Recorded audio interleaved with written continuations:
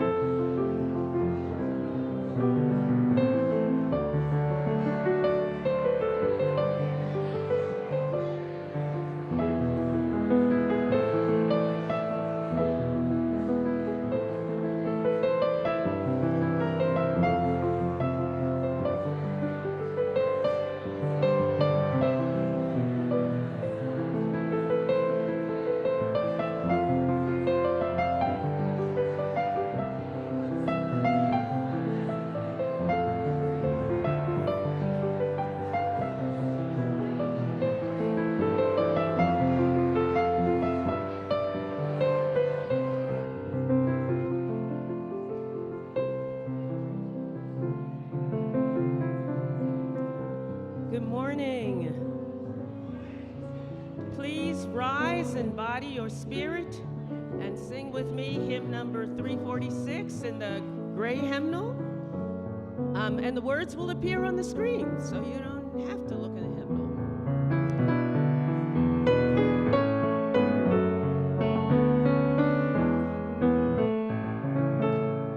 Come sing a song with me.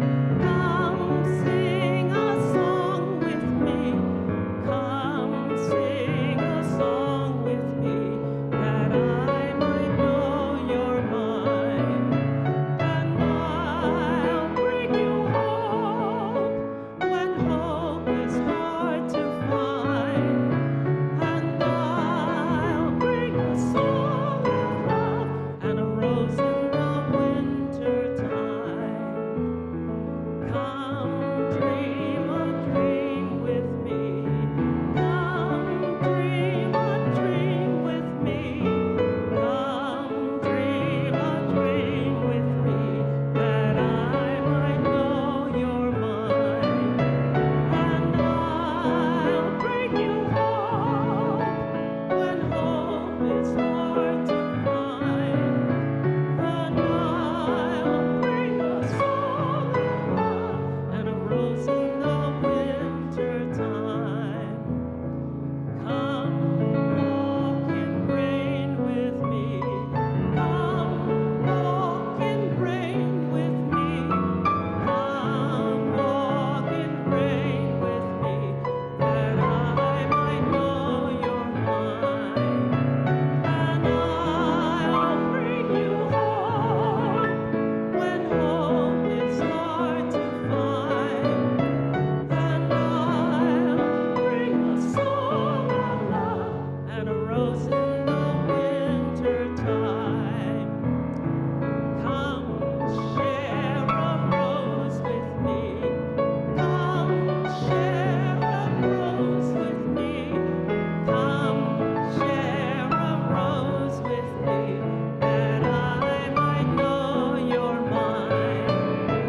And I'll bring you hope when hope is hard to find. And I'll bring a song of love and a rose in the winter time. Please be seated.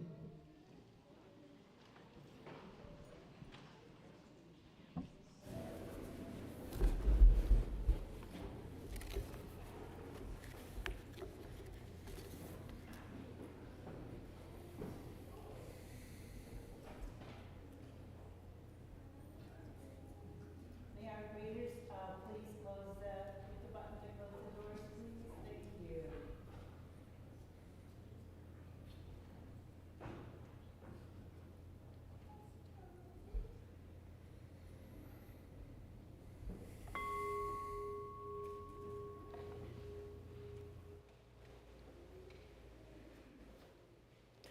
Love is the spirit of this fellowship and service. It's law. And this is our great covenant, to dwell together in peace, to seek the truth in love, and to help one another. In these hard times, let us look first to the response of love. In the midst of challenge, may our chalice flame bear witness to the inherent worth and dignity of every being. In the midst of uncertainty, may our chalice be a beacon of encouragement, that our values may guide our choices. Let us look first to the response of love. Welcome, everyone. Good morning. It's so good to see all of you. Welcome to the Eno River Unitarian Universalist Fellowship, or ERUUF, as we like to say. My name is Reverend Jacqueline Brett. I'm the lead minister here. And whoever you are, wherever you come from, whatever your race, your gender identities, whomever you love, and wherever you are on your spiritual journey or in your search for truth, meaning, and liberation, we welcome you here in beloved community. And I love hearing these voices. For those of you who are visiting with us, please rise in body or spirit so that we might give you an ERUUF welcome. We have a, yes.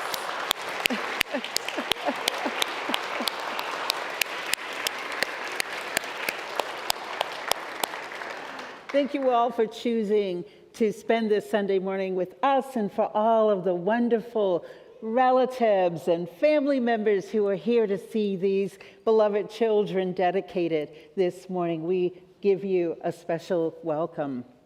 And for in the future, for those of you who return, and we hope you will choose to return, right before this service at 10 a.m., we have a class called Inquirers for newcomers and visitors. It's actually a series of 8 classes, and each week you get to learn something different about who we are, how we do what we do here, why we do what we do here, and you also have an opportunity to share something about yourselves as well. So we hope you'll join us. And for those of you who have brought children with you, know that we have classes that take place during the service right after the time for all ages. Our children will leave with their grown-ups, and those of you who are visiting, and if you wish your children to participate, they are welcome with you to accompanying them to go out with the rest of our children, and then you will be guided on what to do next. So know that you are welcome to do that. They are religious exploration classes, and they are really a delight. So I hope you'll participate. One of the things that we have happening here at this time of year is our Pulse Survey. Our Pulse Survey is a survey that we take annually here at ERUUF to get the pulse of the congregation, to find out what it is that you're thinking about, your experiences here. And it's not just for members, but for those of you who are friends as well and who might visit frequently. We'd love to hear your thoughts as well. And so that survey is acted upon. It's one of the ways, or one of the reasons we do some of the things that we do as a result of feedback from the Pulse. So I hope that you all will make it your business to fill out the Pulse survey. It takes about 15 minutes to do so. You can do so after the service in the fellowship hall, or you can use one of the links in our e-news to find out how to access the Pulse survey, and you can fill it out that way. You can do it on your phone, you can do it on a computer, or you can go in the fellowship hall and someone will do it with you there. Right, Mark? Okay, Mark Hinault, raise your hand. Mark and Tricia. Trisha's on our board of trustees, and Mark leads the committee on evaluation of the ministry. So I have a stake in this, y'all, okay? So please fill out the Pulse. We want to know what you're thinking, because we're always looking to improve what we do here and to really address what we know are real needs, not needs that we think folks might have. So it would be great if you do that. The Pulse lasts until next Sunday, April 14th, so you just have another week to do that. So now would be a great time to turn off or down any devices you might have on your person. Our first Sunday of every month is Justice Sunday, and so during that time we feature one of our justice ministries or action groups here at ERUUF. And here today to speak on behalf of our Earth Justice Action Group is Denise Frizzell.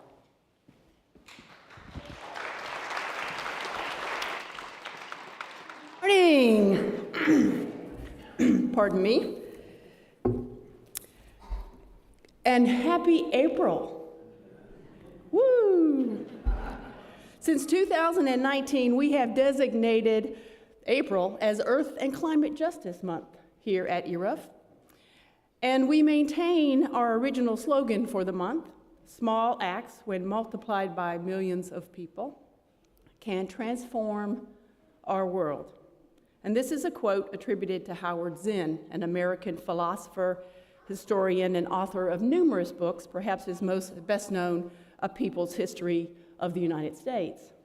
Now, we maintain this slogan because while it is true that governments at every level of society must pass legislation to make the massive changes across all sectors required for the Great Turning, and that's a term that is used to speak to the awakening of a higher human consciousness and a human turn from violence against people and nature to a new era of peace and justice and environmental restoration. And we maintain this slogan, and it is true that we need broad legislation, but there are approximately 8 billion people sharing planet Earth today. And each of us has a part to play, particularly those of us living in the United States, with lifestyles that would require the natural resources of at least 4 Earths, if the rest of the world were to fully emulate us, according to research associated with the Global Footprint Network.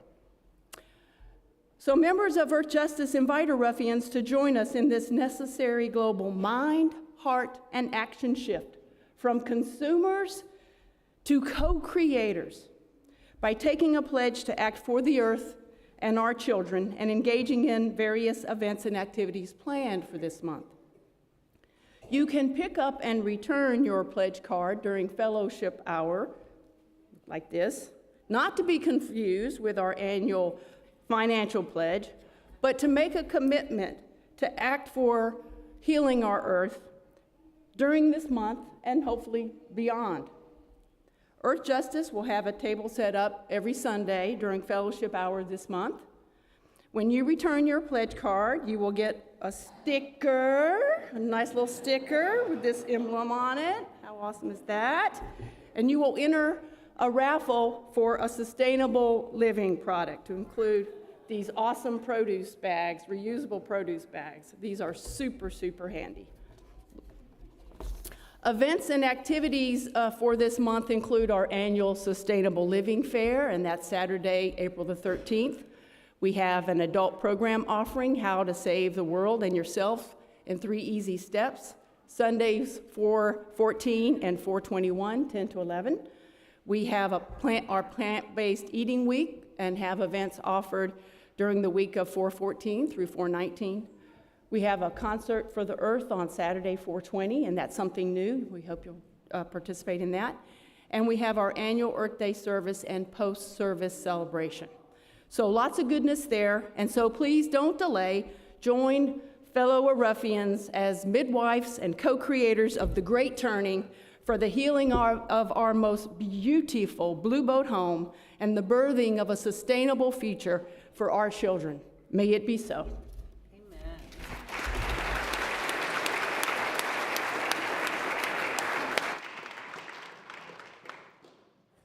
And now for a very special part of our year. I hope all the tons of people on this side of the room are ready for our annual child dedication. We have not had a child dedication here since 2019? It might have been 2018. Might have been 2018. It's been a moment. And we're coming back to doing this annually. And so this year, I've talked to some parents who talked to their families, and they were prepared, and we said, let's dedicate these children. And some of them are very tiny, and some of them are older, because we dedicate, across the age ranges of the children, especially in these years when we haven't done it as recently. So I hope you all join me. I know you all will join me, and all of you join us in this ritual with words shared and adapted from colleague Alex Hyder-Winnett. Friends and families, congregation, we come together today for a joyous occasion to recognize and welcome these children into this circle of love. Every day that a child is born is a miracle, an opportunity to recognize the power of love, a day to give thanks for the beauty of the earth, a day to recognize that no one is brought up alone, and that every person born is a savior to the world. Welcome to this circle of love as we work to dedicate ourselves and each other to the care and tending of these children. We recognize all who have gathered here now and those who are away from us in distance and time. We honor the ancestors who have left this world but not our hearts, and we welcome them here in our minds. We begin with a poem by the poet Hafiz. What is the root of all these words? One thing, love. But a love so deep and sweet, it needed to express itself with scents, sounds, colors that never before existed. At this time, we invite these children forward with their parents. Oliver Scott Dawson Nordgren.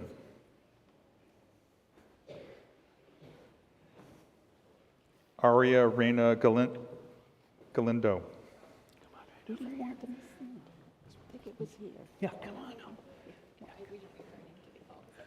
Rowan Coliani. Micah Coliani.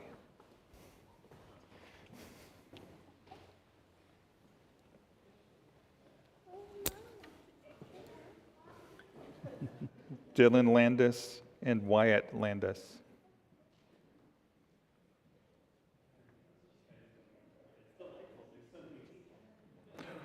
Ooh, yeah. Pardue Kanenitz. Lucy Jacqueline Pardue Kanenitz and Oscar Gregory Pardue Kanenitz. Camilla Therese Spronk and Rosemary Catherine Spronk. Over there.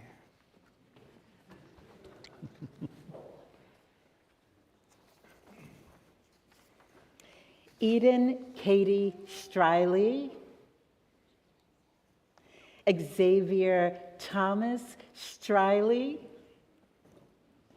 And Zane Francis Striley.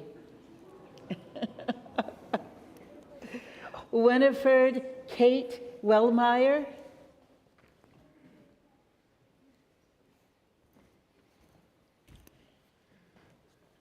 Amelia Zelazinski.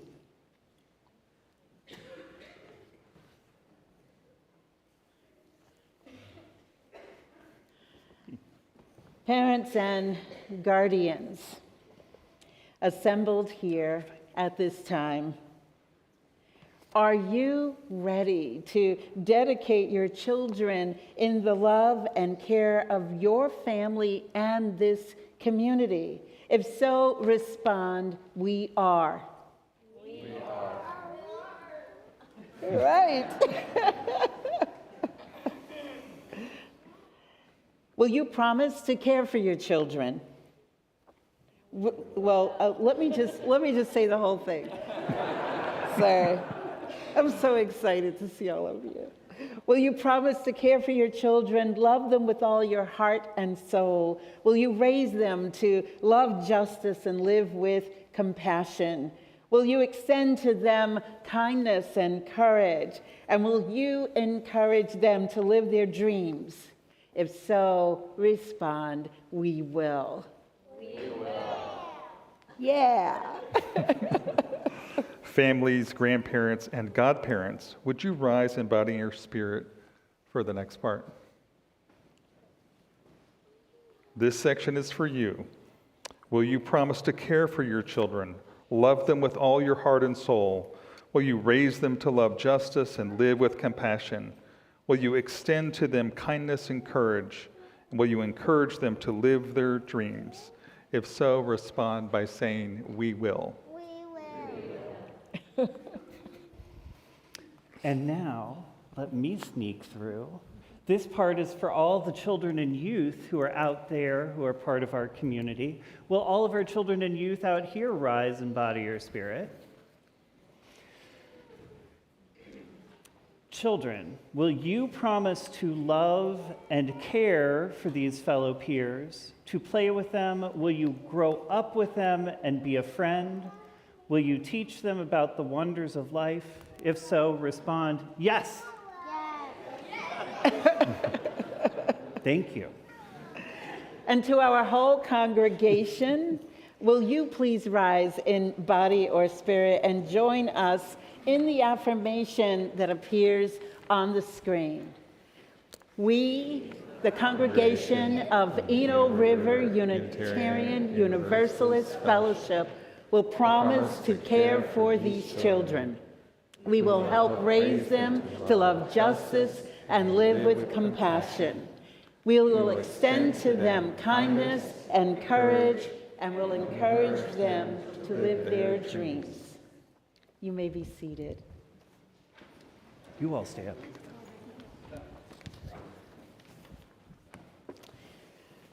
So let us all bless these children with the wonders of the earth. Okay.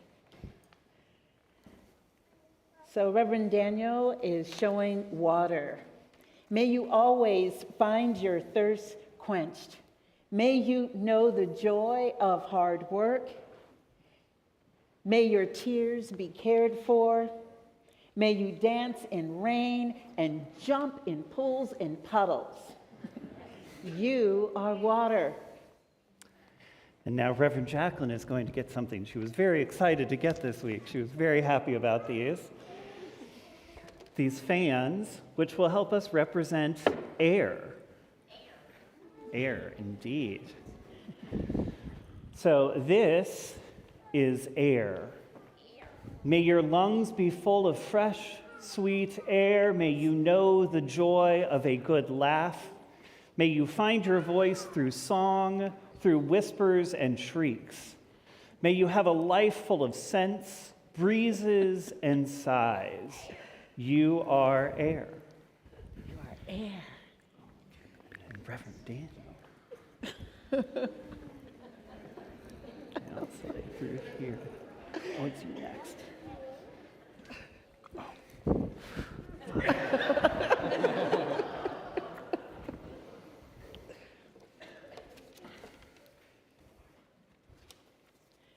Reverend Jim is coming now with a candle. This is fire.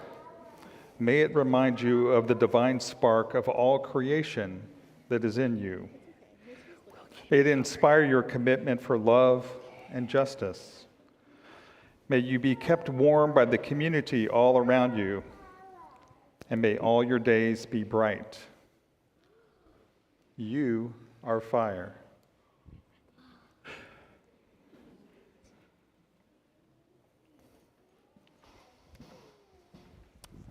And Reverend Jacqueline and Reverend Daniel are going to get roses.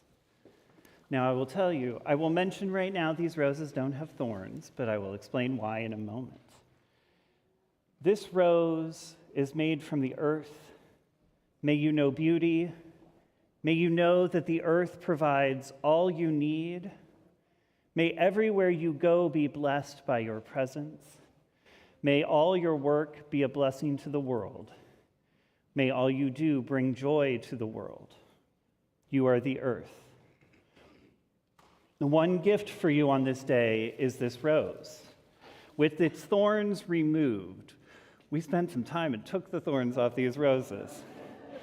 We've removed the thorns as a symbol of our dedication to you at this point in your life, in your journey, that we might provide you with beauty with a bit of caring and warm safety.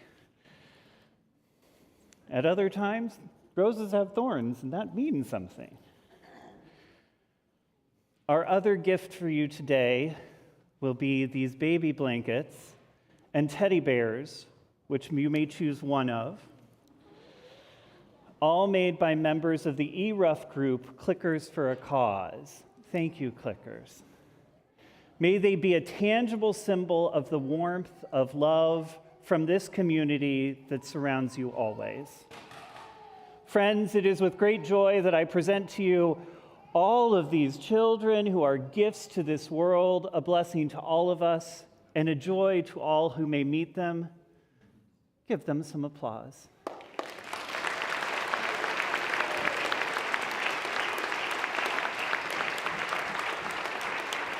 And you're...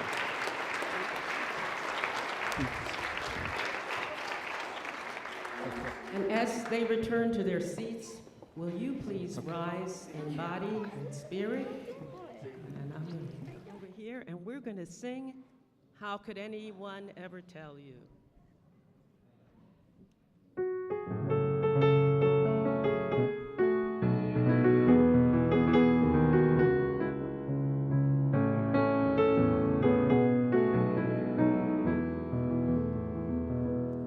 How could anyone ever tell you you were anything less than beautiful?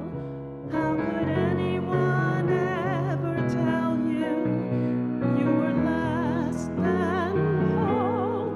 How could anyone fail to notice that your loving is a miracle? How deeply you're connected to my soul. How could anyone ever tell you you are anything less than beautiful? How could anyone ever tell you you're less than whole? How could anyone fail to notice that your loving is a miracle? How deeply you're connected to my soul.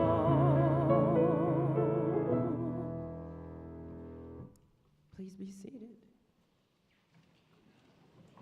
I will invite all of our smallest and mediumest and tallest children and children of all ages to come on down for this time for all ages. You are already prepared, yes, and oh, I forgot, it is Teddy Bear Month, isn't it? That explains it.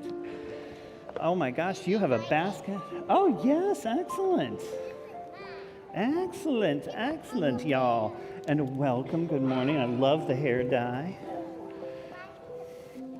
All right. Today, we just had this child dedication where we talked a lot about love and taking care of one another. But see, I'm this person, I'm going to tell you something. I am that person who goes, what does the word love mean? We use it to mean a lot of things. And so I kind of need to know and be told, what does that word love mean? Yeah? It could mean friendship. That is one very good understanding of what love means. Sometimes people want to think it's just mushy stuff, but friendship is a really good example. Yeah? You forgot? It's okay. Sometimes we forget. Yeah? Awe? You mean A-W-E, awe?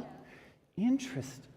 I hadn't thought of that before, but I like that answer. That's a very good answer. Awe is another way to experience love. I like that. So for me, I also think of love as a practice, as something we do. And this is a book that talks a little bit about the practice of love. Is this the first page? Yes, this is the first page. When I see someone going through a storm,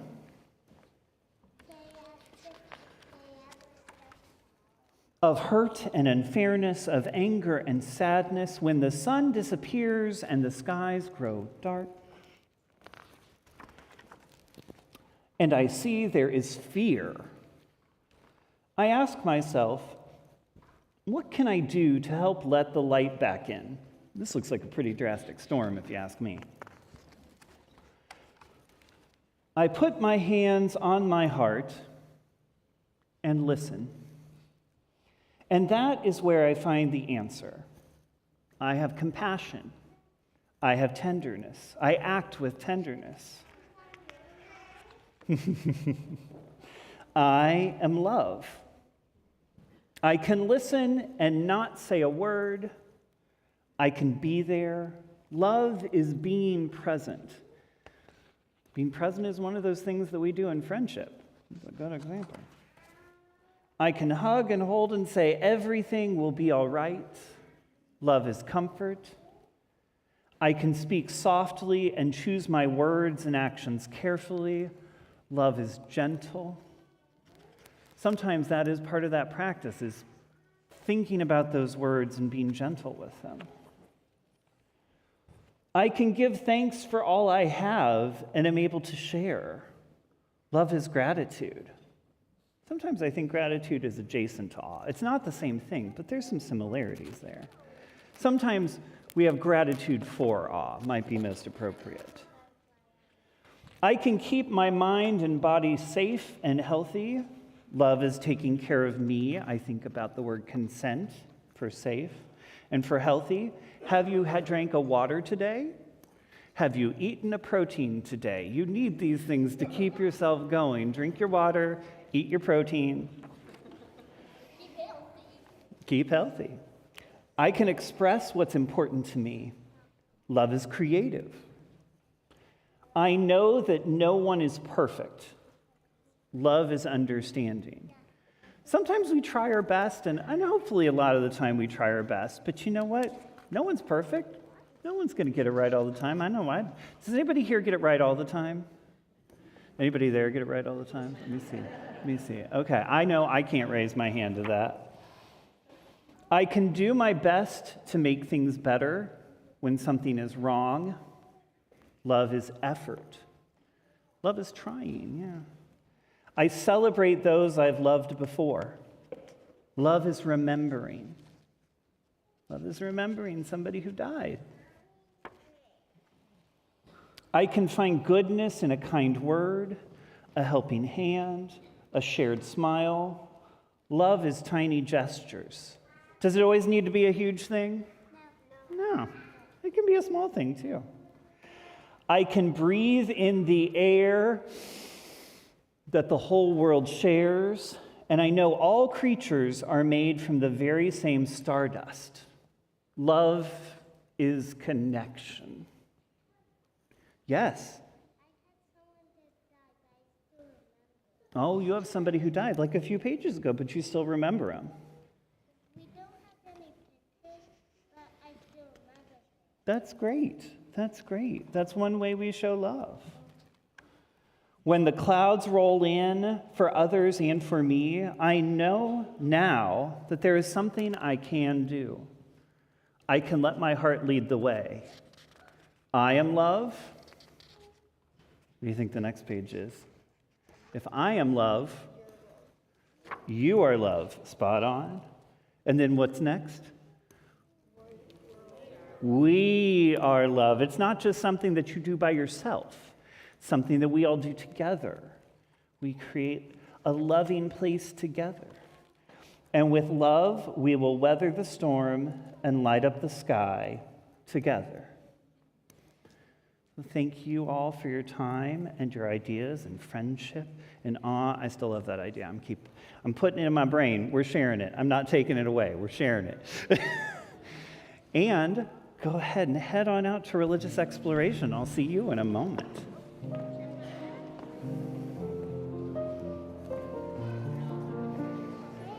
Are you ready? Oh, you're waiting.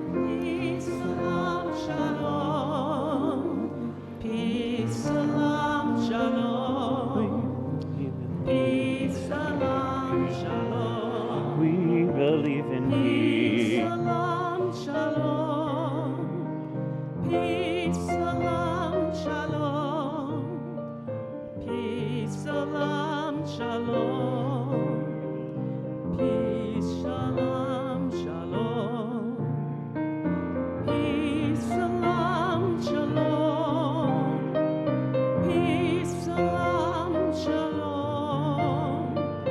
Peace, salam, shalom. We believe in Peace, salam, shalom. We believe in Peace, salam, shalom. We believe in Peace, salam, shalom. We believe in Peace, salam, shalom. We believe in Peace, salam, shalom.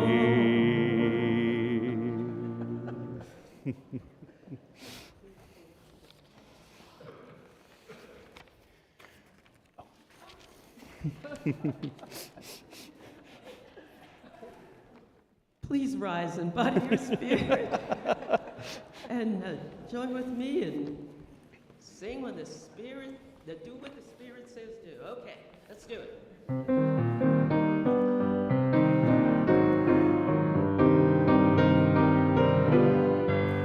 You gotta do when the Spirit says do. You gotta do when the Spirit says do. When the Spirit says do, you gotta do, oh Lord, you gotta do when the Spirit says do. Spirit says do, Spirit says do, Spirit says do, Spirit says do, Spirit says do, Spirit says do.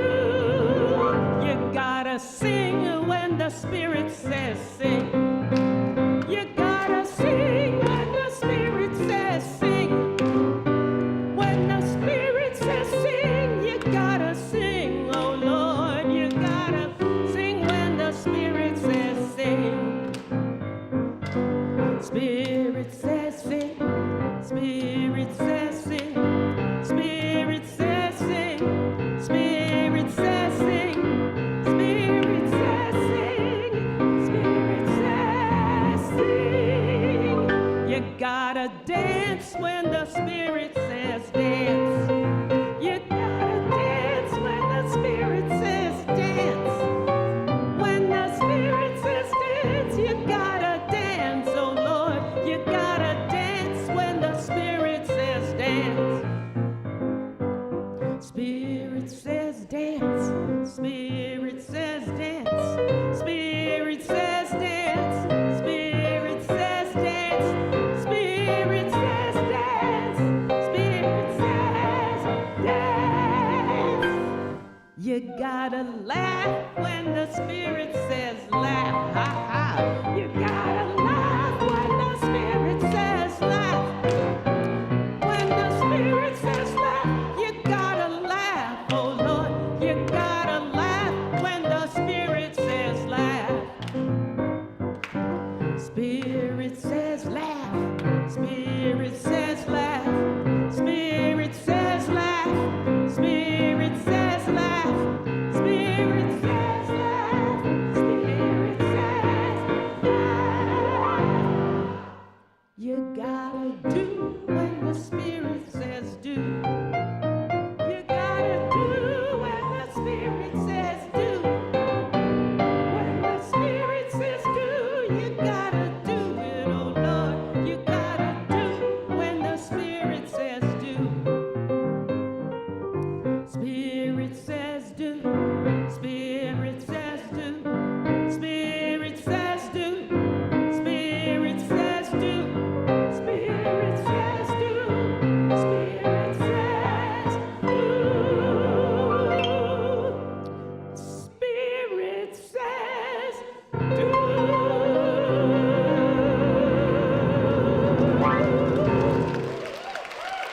Please turn and greet your neighbor.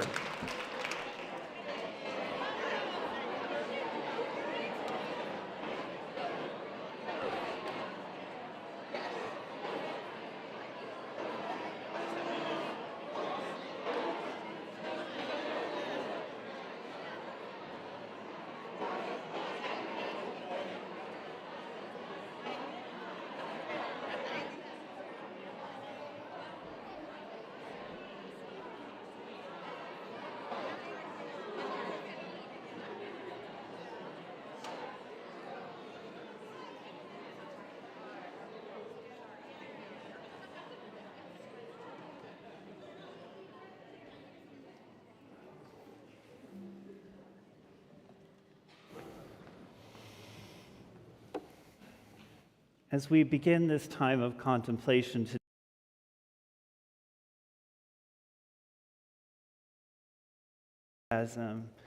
I want us to hold for just a minute to reflect on how we might be love and how we might hold love at the center of what we do. both in this community and beyond these walls. I invite you to relax. Let your eyes close or lose focus if that feels safe and comfortable. And take just this minute to contemplate on how you might embody love.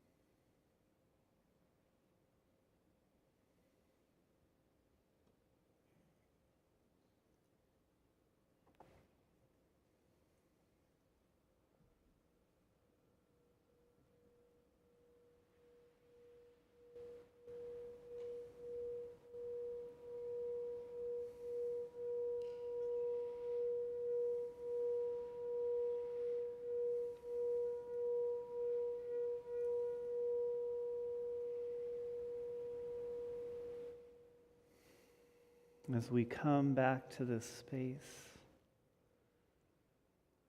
I'm reminded that one way that we as ERUUF hold that love is by our communal celebration of joys and holding of concerns.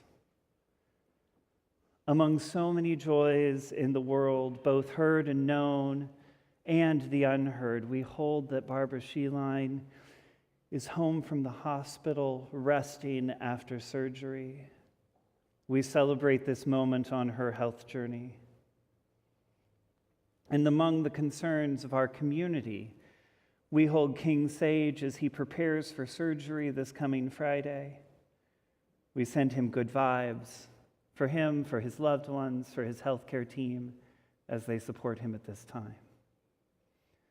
We also hold Art Hollander and his family following the death of his son, Dylan Hollander, who passed this week in Huntsville, Alabama, following a short illness and complications. Art welcomes prayers from this community. And beyond these walls, we also hold all those affected by conflict and violence around the world. Today, my mind goes to Gaza, the Ukraine, and Haiti. I pray deeply for leaders in these conflicts to find ways of engaging each other that do not include death and violence, but instead find new ways to bring communities to a loving and liberated way of being. For all the ways we hold love and the ways we find to be love in this world, we are grateful, and we hold a spirit of possibility. Blessed be.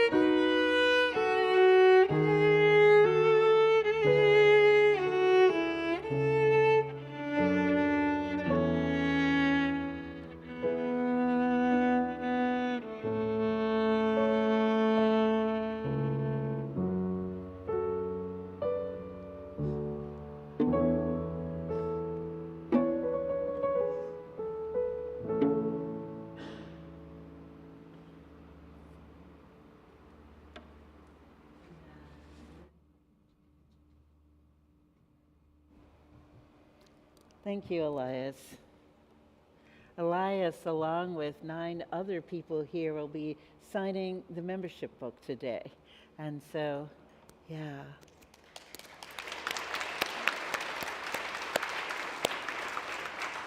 A day of many celebrations. So, nearly 2 decades ago, when I first arrived in North Carolina and began searching for what was then for me a spiritual community, having left a community I had been a member of for quite some time in New York, that was an evangelical Christian congregation. I wanted something different. I needed something different. And I stumbled across Unitarian Universalist congregations on the internet. I read the principles espoused by these places of faith, and they spoke to my heart as well as to my mind. And because I was new to the South, I also very carefully studied the images of the people who were on what were fairly rudimentary websites of most places of faith at that time, if they had a website at all, because I wanted to see whether they had people who looked like me in their communities. I, as some of you may know or may imagine or may not imagine, had a spectrum of concerns. They ranged from whether I would be welcomed in all of these places, or even some of these places beyond mere politeness, to, at the other end of the spectrum, whether I'd be safe and welcome through the doors at all. I studied the internet images, attempting to figure this out. I am sad to say that at that time, our area UU congregations, which had websites, some of which had websites, did not have images of anyone who looked like me 20 years ago, except for one congregation that was located here in Durham called All Souls, which seemed to have, and did have back then, an African-American minister. That congregation was created as an experiment and an intentional multicultural faith community by the UUA. And I'm also sorry to say that congregation is no longer in existence. At the time, I lived in Raleigh. And although I had become aware of All Souls, Durham seemed like a foreign land to me. But then I did move to Durham 2 years later, and I discovered this place right here because I was motivated by a deep desire to study a course in miracles. And then I decided, so deep was that desire that I decided I'd just let the chips fall where they may. It was this group, this Course of Miracles group, of which I was the only person of color, that welcomed me here and clearly wanted me to be there with them, which made me curious about the rest of this place. What kind of place was this that would welcome a study of a study group as radical as A Course in Miracles, and would be in no way put off or threatened by such a group in their midst? And that many of the members of that group belonged here as ERUUF members. This made me incredibly curious. And so I went back to ERUUF's website, which was mostly non-existent, being more of a web page than a website. Remember those we used to say, go to my web page, and it was really one page. That's what ERUUF had back then. So I went back and I took another look at those principles, because they did speak to my heart even more than my mind, especially the first and seventh principle. For a number of reasons, I actually eventually left this place. I became aware that the congregation was at the time attempting to resolve some significant issues around its leadership. I had had the same thing go on in New York, and I thought, oh, I don't want to do that again. So I, in part, left. I also realized, truth be known, that I actually needed a more racially diverse community. I had been in a multiracial church in New York for many years, and I could not square what felt like a dissonance between what the principals seemed to say and what I saw before me. And so I moved on.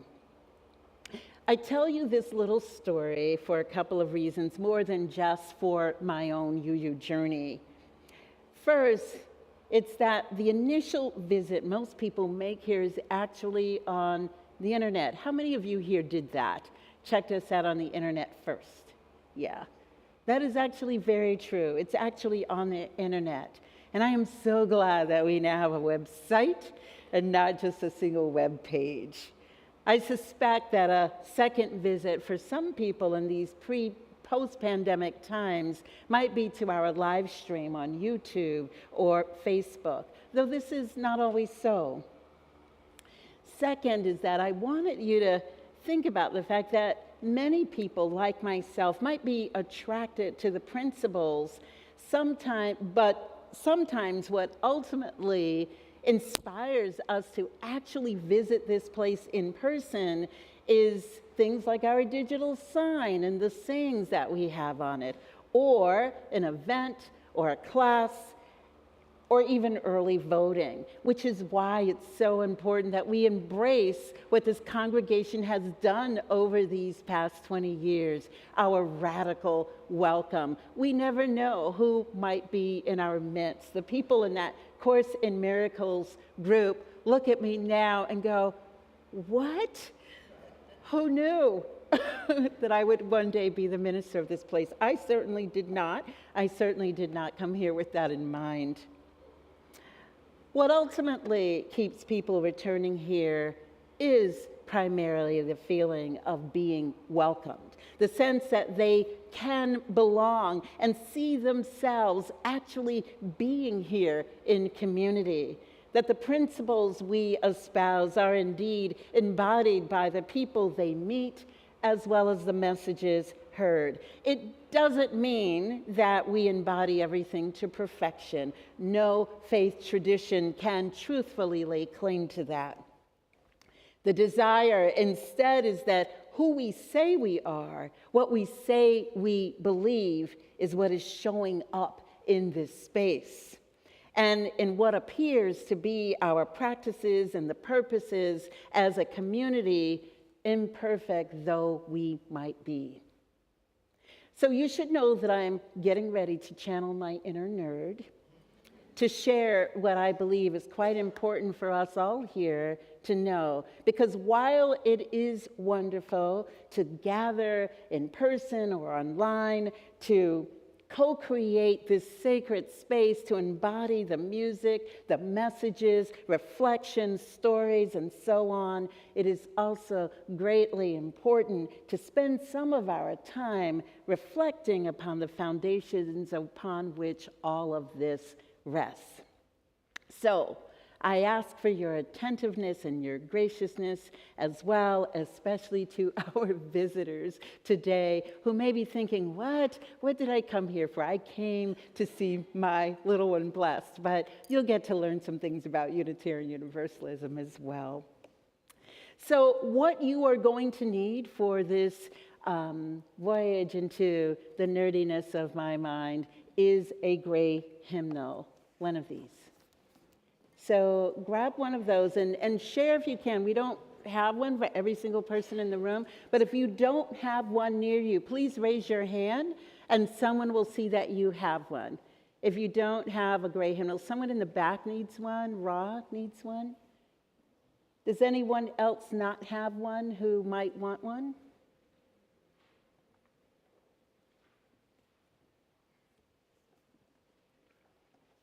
All right, you don't need to open it right now. Just hold on to it.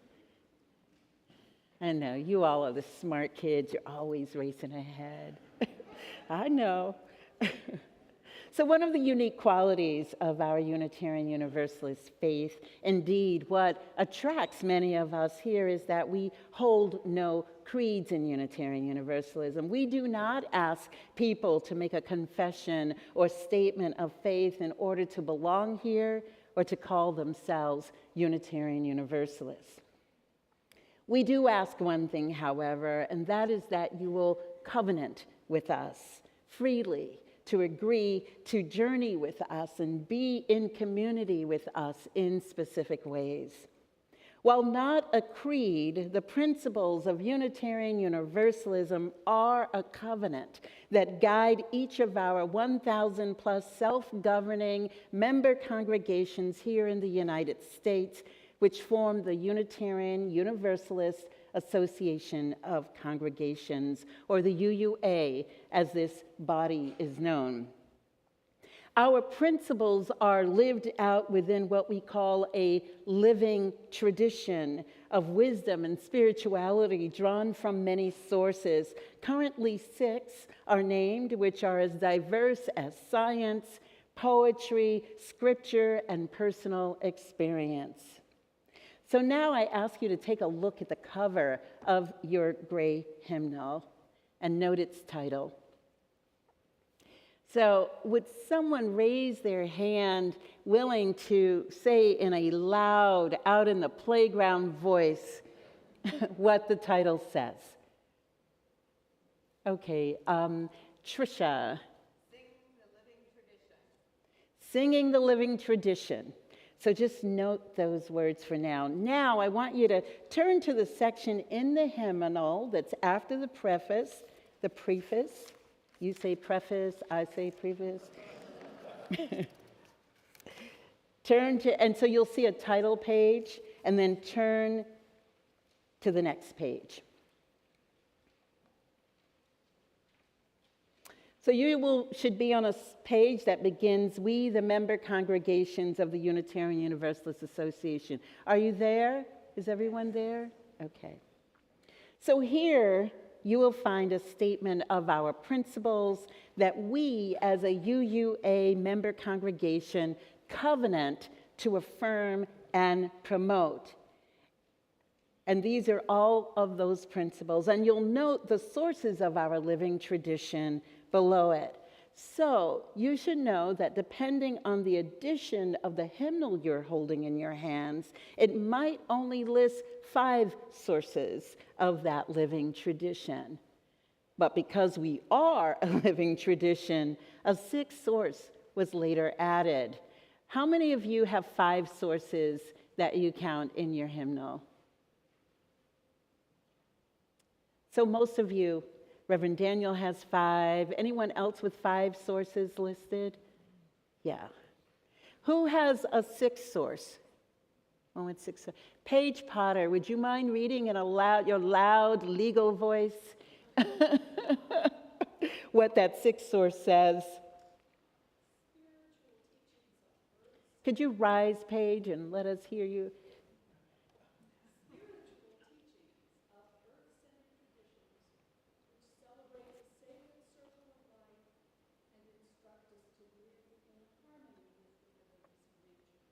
Yes.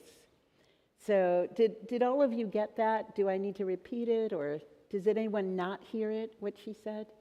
So part of us being a living tradition is that things change. And so we added this additional source that spoke to our earth-centered traditions because it was recognized that this important source, which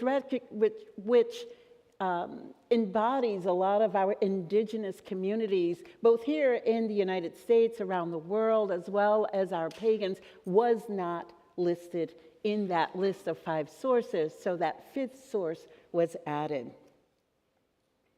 So now I want you to look at the next page, facing the page with our sources and principles. So here you will find a paragraph stating the purposes of the UUA. And in addition to these purposes, which is not here, there's also a statement about inclusion, as well as a statement about, inclusion and It just went right out of my head. Inclusion, and it'll come back. I don't know if y'all know that happens, like you start to, it goes away and then it comes back, but I have it here.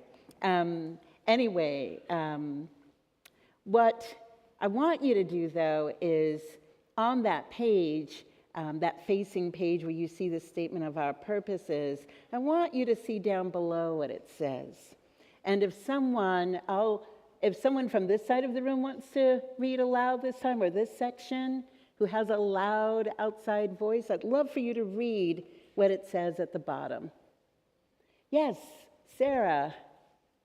Adopted as bylaw? Yes. Adopted as a bylaw by the 1984, 1985, and 1995 General Assembly. And if you have an older edition of the hymnal, it might only say the 1984 and 1985 General Assembly. That's because changes were made. And so it has 1995. Thank you, Sarah. So the items we've just taken a look at are part of a significant document of our denomination. They are part of the bylaws of the UUA, specifically Article 2. As such, our principles are not a creed or dogma or doctrine, but as so well explained by the Reverend Barbara Wells Tenhove, they are a guide for those of us who choose to join and participate in Unitarian Universalist religious communities.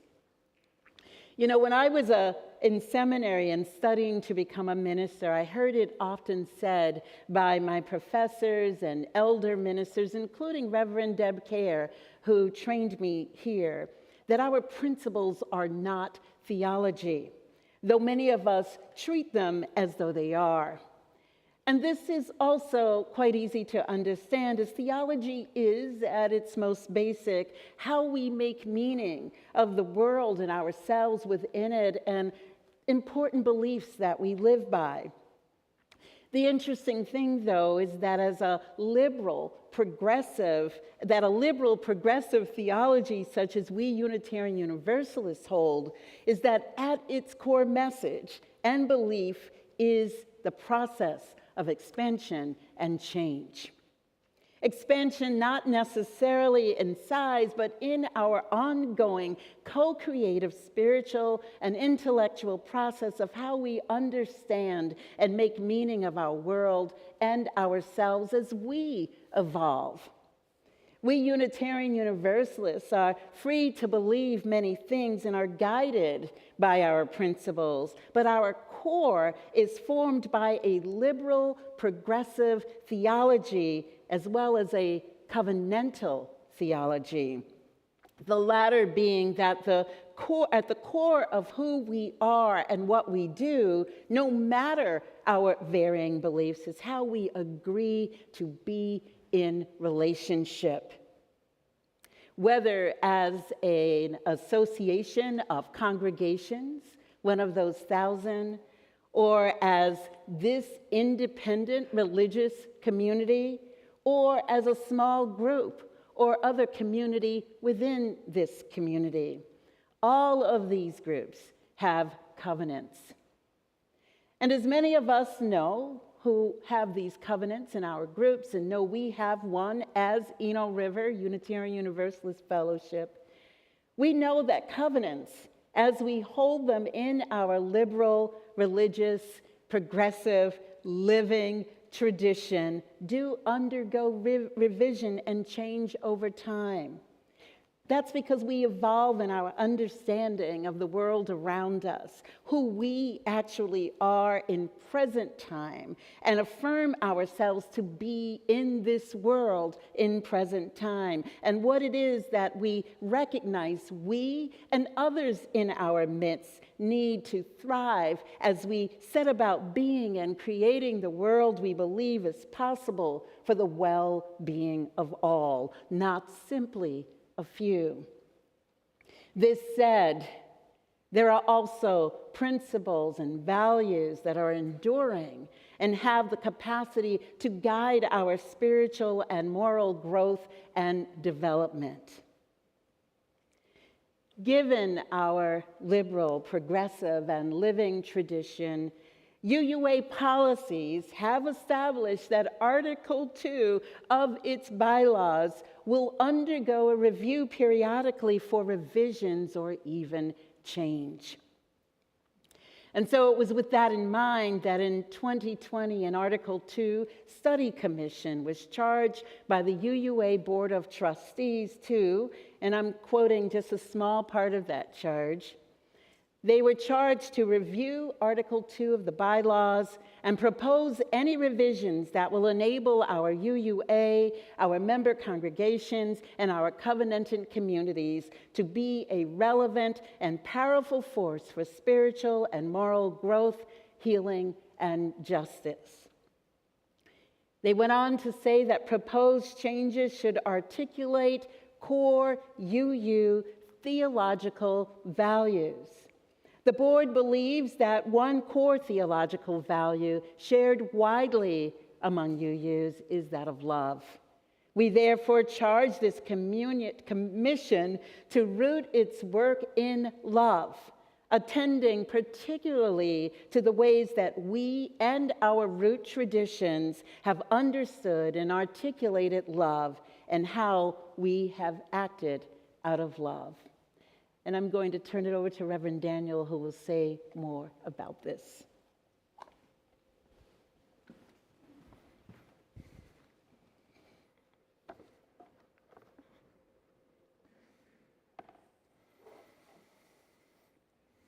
Have you ever been in a situation when things are not going well? Maybe there's been a misunderstanding, some tension, some conflict, and then you said or did something that was really not a reflection of your best self?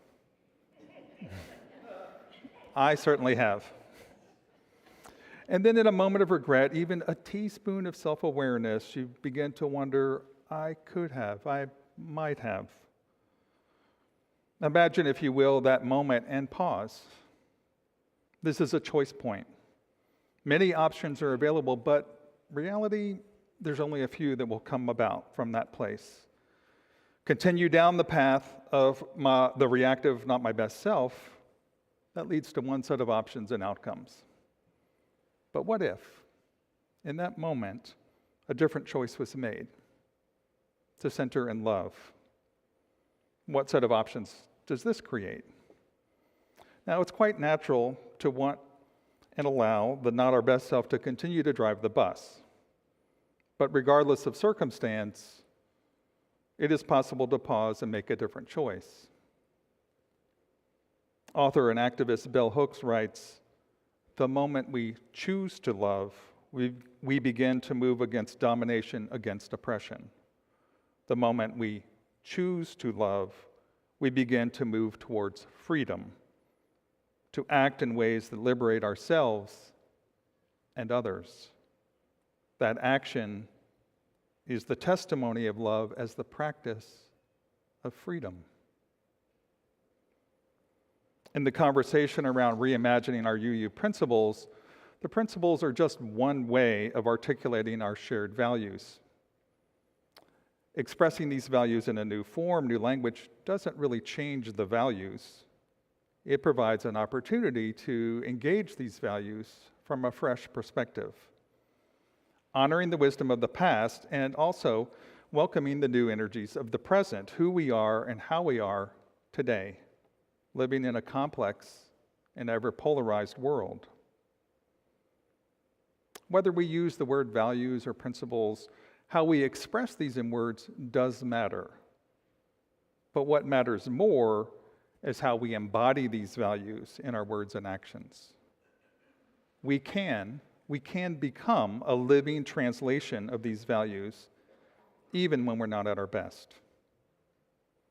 Centered in love is not just a value, it is a core value to guide our doing and our being. In the new language, love is the power that holds us together and is at the center of our shared values. We are accountable to one another for doing the work of living our shared values through the spiritual discipline of love. So these values aren't just ideas that are floating out here somewhere. They only come to life when they inform how we live, when they shape our words and our actions, when they guide our choices, especially in the moments where we may not be at our best. Sometimes, in a world full of increasing uncertainty, talk of love can seem insubstantial, insufficient to change what seems like immovable structures in our society. Systemic oppression, institutional racism, economic disenfranchisement, environmental degradation, and much, much more. How can love make a difference? If centering in love is a core value, how does this inform and shape our justice work? What happens when the misunderstanding and the conflict is embedded in systems of oppression? There aren't easy answers here. Choosing to operate with an ethic of love requires a commitment of us on a personal level, in community with one another, and in our work in the world as we seek justice and equity. My hope is that this fellowship can be a place where we can help each other learn love as a spiritual practice and embodied our shared values in a meaningful way. We need each other to co-create a more equitable and just world. We need each other to co-create the great turning.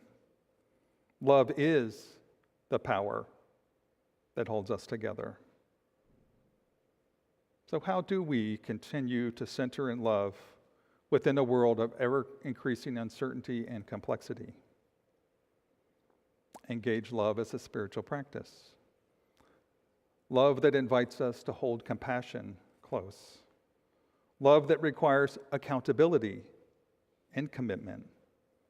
Love that calls us to set each other free. May it be so.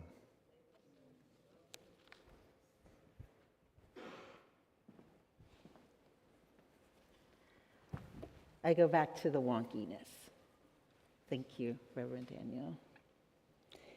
So as you might imagine, the undertaking of such revision or change is actually a monumental task, both in labor and in emotion.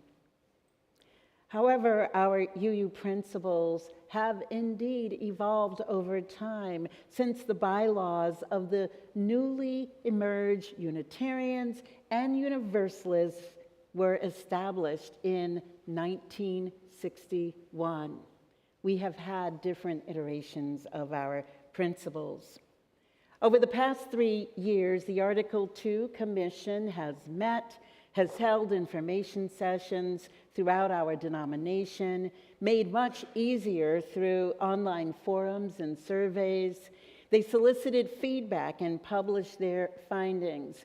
It was somewhat of a messy process, but it did happen as we leaned into the principle that talks about having democracy as one of our core principles. We too here at ERUUF established an Article 2 team to provide education and resources for all of you. And as often happens in a large congregation such as ours, it is sometimes true that we might miss certain activity, especially if we are traveling or our attention has been elsewhere. No shame, no blame, just the reality of our lives, especially coming out of the pandemic times. So if all of this sounds like news to some of you, especially if you've been around here for a little while, know that you are not alone, and I understand. In 2023, the results of the Article 2 Commission were actually announced. And after a process of accepting amendments and voting at our 2023 General Assembly, which was also accepting proposals for amendments at that time, the new Article 2 was voted on, and I'm sorry, let me read that again. Yes, The results were announced in 2023 with amendments. And so as a result, the new Article 2 that will be voted on at this General Assembly in 2024 reads in part this: as Unitarian Universalists, we covenant congregation to congregation and through our association to support and assist one another in our ministries. We draw from our heritages of freedom, reason, hope, and courage, building on the foundation of love. Love is the power that holds us together and is at the center of our shared values. We are accountable to one another for doing the work of living our shared values through the spiritual discipline of love. Inseparable from one another, these shared values are, and you can see them on the screen here, interdependence, equity, transformation, pluralism, generosity, and justice. And the flower graphic that you see here was not a creation of our beloved Michelle Sager, who creates most of our graphics. It is actually the graphic created by the UUA in holding these new values with love at the center. And on both our website and the UUA's website is more language that explains and unpacks what is meant by each one of these values. So I share all of this with you for a couple of different reasons. I think it's important that we know that we have a faith tradition such as this, one that is open to evolution, of evolving, of change, as difficult as that might be. I also bring it before you because there will be a final vote, because these are not finally accepted yet, at General Assembly 2024. And so, if you have been seeing in our newsletter or other places the call to be a General Assembly delegate, which is open to everyone who's a member here, we want you to take this seriously, because this is an important thing that's going on, and it really matters. If you become a delegate, you will be able to vote on this change in the UUA bylaws, on the acceptance or unacceptance of these values that are listed here. And everybody is invited to vote their conscience. I also share all of this because, as I said, it is no small thing to change how we receive the core beliefs we hold, even if underlying those beliefs are values we've always held. And especially when we've grown up with or have lived with beliefs expressed in a way that have shaped how we understand ourselves and how we understand Unitarian Universalism. So this is important, my friends. I like to think of this kind of change, which is awesome to say we have as a living tradition, but really difficult to experience because change just is that difficult. But in my Buddhist practice, what I do know is the practice of impermanence, that nothing remains the same all the time. Everything changes. Whether it is alive or not alive, it ultimately changes. But for those things that are living, we know that we shall undergo change, that nothing is at all permanent.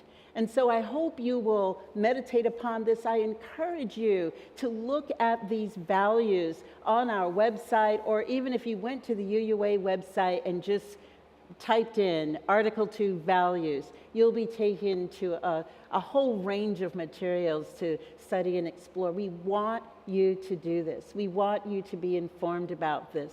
Change is afoot, and we want you to know it. We want you to be ready for it. We want you to, and I will also say this. I don't think, this is not yet a done deal. I don't assume that it is. I feel that if everyone who is eligible to be a delegate can be a delegate, we, because of the size of our congregation, are eligible to have 15 delegates to General Assembly. So you have to apply to be a delegate. If you want to be a delegate, know that this is important. If this is important to you, whether because you like it, because you don't like it, because however you're feeling about it, please, consider becoming a delegate and casting a vote to say yay or nay about, to express your feelings about this. And so it's with this that the wonkiness ends. I hope this has offered something for you, if nothing else, to look at our hymnal in a new way, right? Yeah. All right. Amen, Ashe, and blessed be.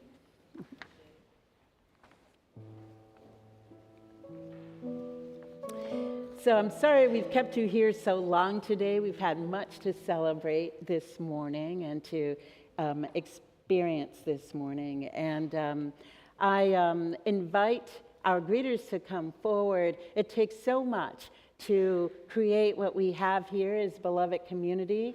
Everything that you see here on this campus, in this room, everywhere, is a result of the imagination, the creativity, the gifts of time, talent, and treasure by our members and by our friends and visitors who appreciate what you receive here and want to support it. And so I ask that if you do not have something to put in our offering pouch, you may open your device and point it to that QR code, and it will take you to our giving page. There are also some cards in the pew racks that have that QR code up close. One side says pledge, the other side says give.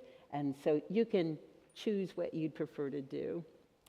And I'll turn it over to the beautiful music of Elias.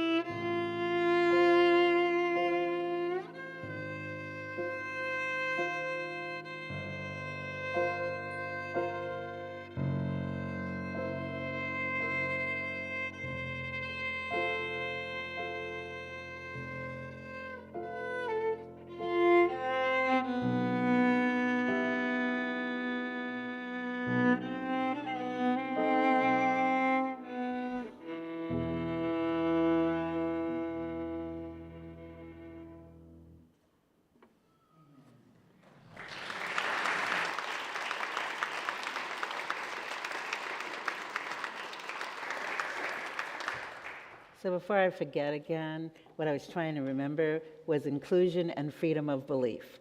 That's right. I knew it was going to come back. Just had to go through the file. Anyway, we give thanks. We give thanks for all that happens and, well, not all that happens, but even for those things that we don't like that happen, sometimes it teaches us and we have an opportunity to grow. But we give thanks for this beloved community, for all that we are and all that we aspire to be. And we give thanks, thanks, thanks for all of our blessed children and young ones. We are so happy that you are here, and thank you for your presence here as family members and those and the grown-ups who tend to their lives. We're glad that you all are here. Thank you. Let's give them a hand.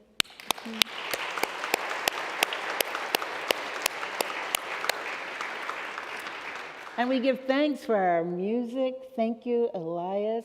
And Miss Joan, is this the first time that you've cantored in service and worship? Okay. Well, I said to her, she needs to be doing this more often, right?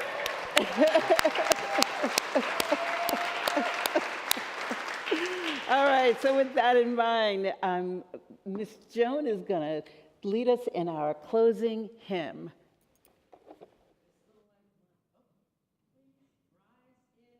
Body and spirit.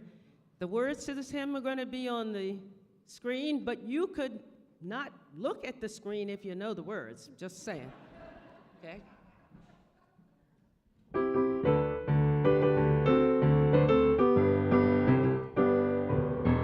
This little light of mine, I'm gonna let it shine. Oh, this little light of mine, I'm gonna let it shine. This little light of mine, I'm gonna let it shine. Let it shine, let it shine, let it shine. Everywhere I go, I'm gonna let it shine. Everywhere I go, I'm gonna let it shine.